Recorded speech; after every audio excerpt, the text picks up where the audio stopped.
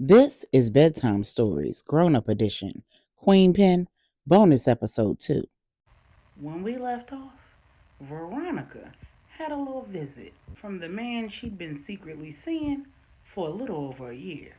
And clearly, he knows more about Donovan's family than Veronica does. When he asked her if she didn't find it even a little odd that all of the mayhem and shenanigans had transpired with the St. James family and all of their friends, Veronica said, "Wait a minute, you mixing all of this up now. His family was attacked because my real estate partner's husband Deuce was a dirty cop and he was entangled with my ex, the one before my baby father." He said, "Okay, so tell me something. Were you really in Moline taking care of your sick father? Your baby daddy didn't have you in hiding?" Veronica said, "If I was in hiding, then how was I able to come and meet you twice a week?" The man said, "So it's just a coincidence that all of the women and children associated with this family who weren't dead or kidnapped went missing the day of or after all of the carnage, including you. And all of you mysteriously reappeared 2 days ago." Veronica said, "I did not mysteriously Wait, how do you know all of this?" The man said, "Well, when I saw you doing the perp walk and I heard the charges against you, I started digging.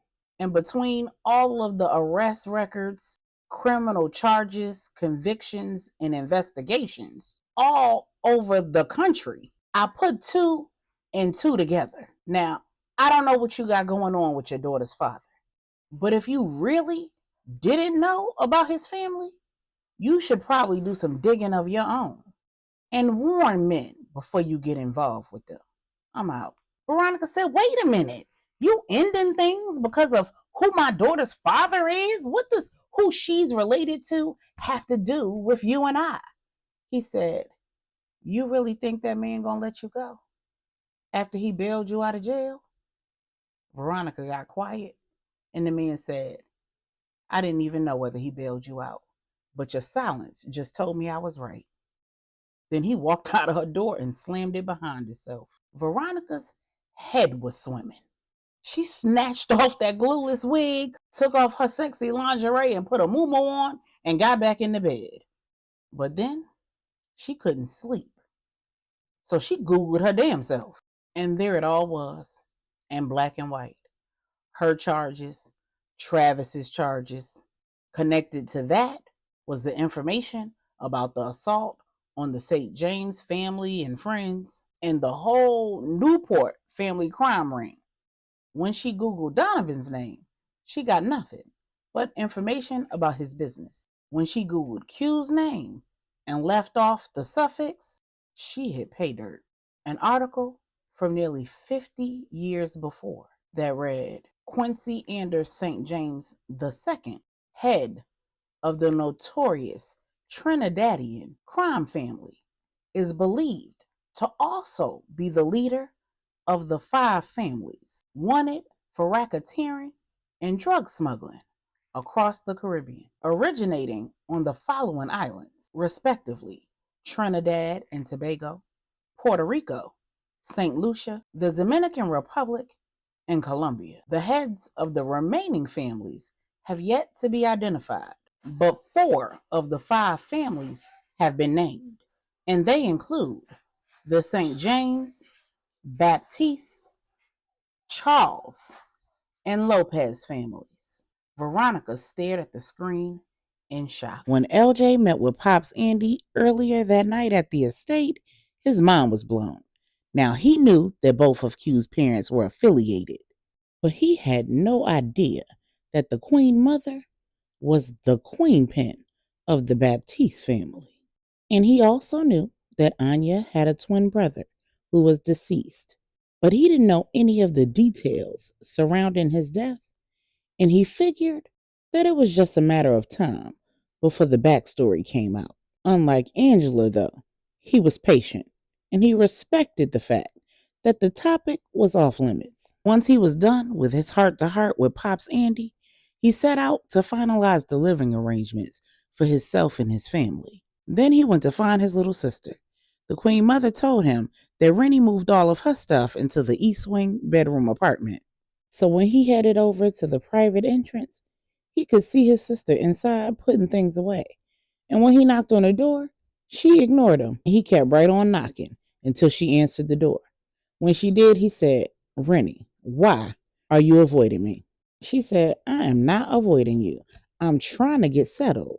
Had you not moved all of my stuff out of the hotel and into that guest room with Mom Joyce without even having a conversation with me, I would be settled already." Thankfully, Stephanie was kind enough to offer me this basement apartment, because otherwise I was moving back into the hotel.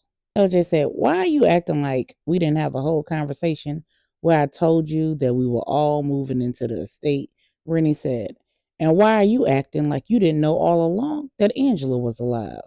LJ asked, "Rennie, use your brain. Why would I risk everybody's safety by telling you something that a kidnapper would be willing to torture you to find out?" Then Rennie said, "Well, since we playing 20 questions, let's keep it going. Was all of this about Angela?" LJ said, "No. All of this was about the Newport family and their vendetta against me and Q. And that extended to everyone connected to us." Rennie asked, "But how did it start? Didn't it start with Deacon Davis's infatuation with Angela?" LJ said, "Once again, there you go. Assuming stuff and telling yourself stories and then trying to verify the facts. No, this has nothing to do with Deacon Davis and Angela.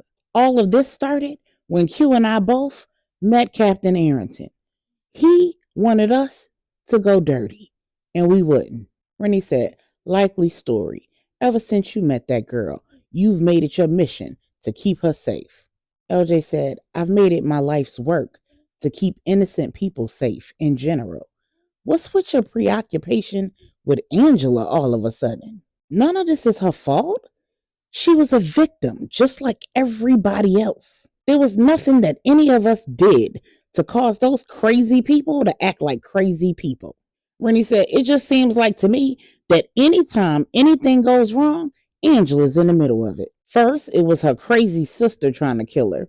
Then it was Deacon Davis trying to drug her. Then she was pretend dead, and now she done came back to life. Next, you gonna tell me that she spontaneously, miraculously, without medical intervention, is pregnant with quadruplets." LJ laughed and said, "Damn, you actually pretty close. Except she's pregnant with twins. But why you sound salty as hell? Like she did something to you. Like any of the things that you just named are somehow slights against you." Rennie just stared at LJ and blinked. Then she said, "How is she pregnant? She's been missing for months.